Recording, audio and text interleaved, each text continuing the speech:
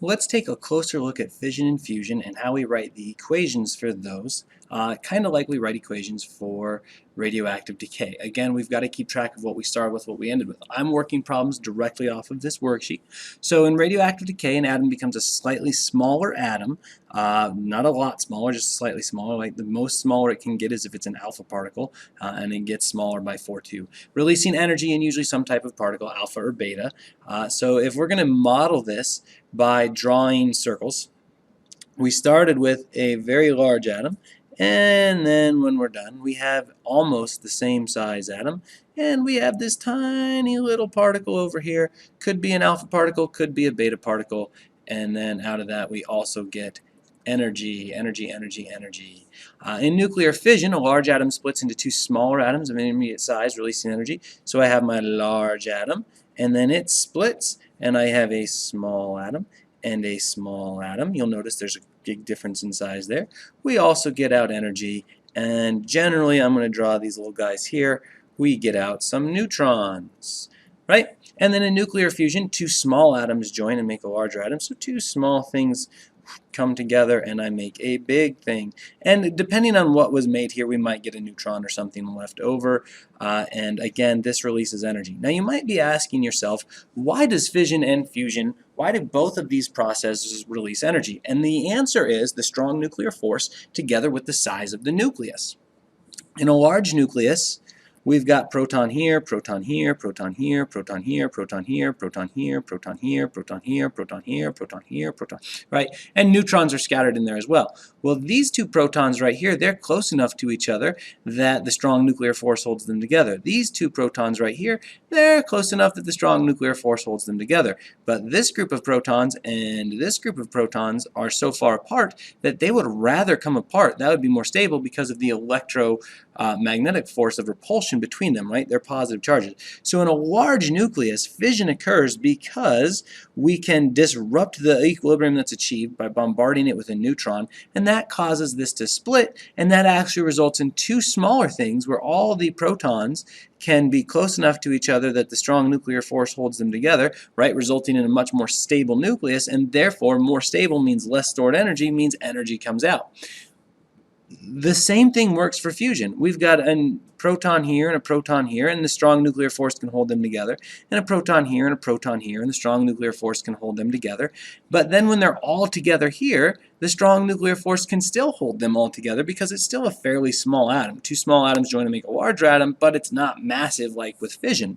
And in fact, there is a cutoff point. Fusion will build things up to iron. Fe is the symbol for iron.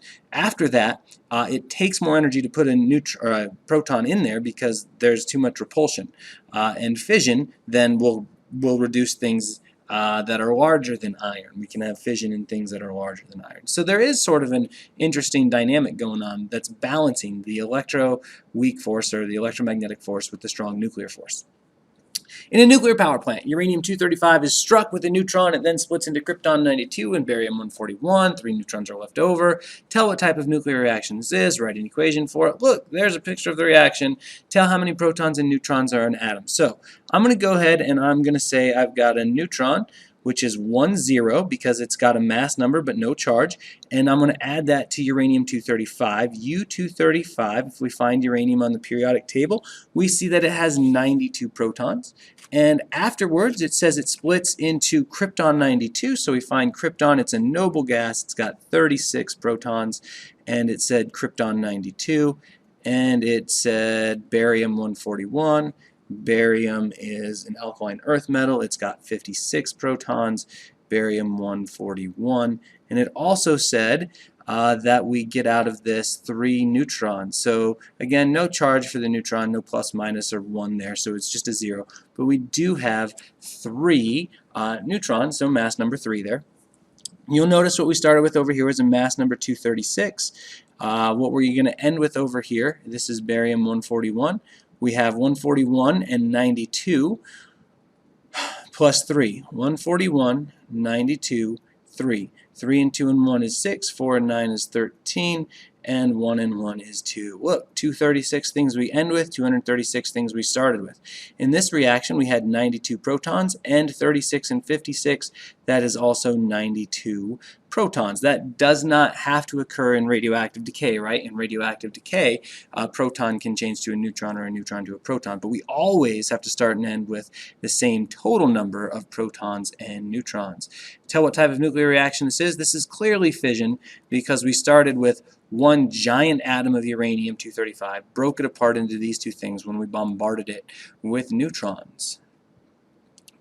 All right, let's look at the next example. In stars, hydrogen-2 and hydrogen-3 join together. There's a picture of it. To make helium-4, an extra neutron is also released. Tell what type of nuclear reaction it is. Write an equation for it. Okay, so hydrogen-2 and hydrogen-3 join together. That is, they fuse. I don't even have to do any of this to tell you that this is nuclear fusion. That's a U. You can tell because I said so. And then tell what type of nuclear reaction this is and draw all the junk that goes with it. So hydrogen-2. Hydrogen has one proton. Hydrogen always has one proton. Doesn't matter if it's hydrogen-2 or hydrogen-3. It says these things join together to make helium-4. So I'm going to go ahead and say, oh, well, out of this we get helium-4. Helium has 2 protons. And of course, it said we also get an extra neutron out of this. So here's 1 because it's got a mass of 1, but 0, it's got no protons in there. And so 2 and 3 is 5. 4 and 1 is 5. So our total mass number is the same on both sides, like it has to be. 1 plus 1 is 2 protons. 2 plus, that's a 0, looks like a 6. 1 plus 1 is 2, and 2 plus 0 is 2. So we actually have the same number of protons we start with, same number of neutrons we start and end with. There we have nuclear fusion. And then finally, plutonium-238 was used as a power source in many space probes. It undergoes alpha decay and generates heat in the process, right? That's the energy part of radioactive decay. Tell what type of nuclear reaction this is and write an equation for it. It says it undergoes alpha decay, which makes this radioactive decay, right? If it was alpha decay, beta decay, or gamma decay, it's radioactive decay. We don't need to trigger this reaction by bombarding it with neutrons first or smashing 2 other things together. We're going to start with just one thing, plutonium. Plutonium has, of course, 94 protons. That's a 9. 9, 4, and it said plutonium-238. This undergoes radioactive decay, undergoes alpha decay, and generates heat in the process. So we know an alpha particle is really just a helium-4 nucleus, and so 238 minus 4, or what plus 4 is 238? So this is, of course, 234, and 2 plus what is 94? Well, that's 92. So out of this we get uranium-234 if we look 92 up on the periodic table. This is radioactive decay. Specifically, this is alpha decay. Tell how many protons and neutrons are in each atom in your equation. Did that, and 238 equals 238. So again, the total number of protons and neutrons before and after the reaction is the same.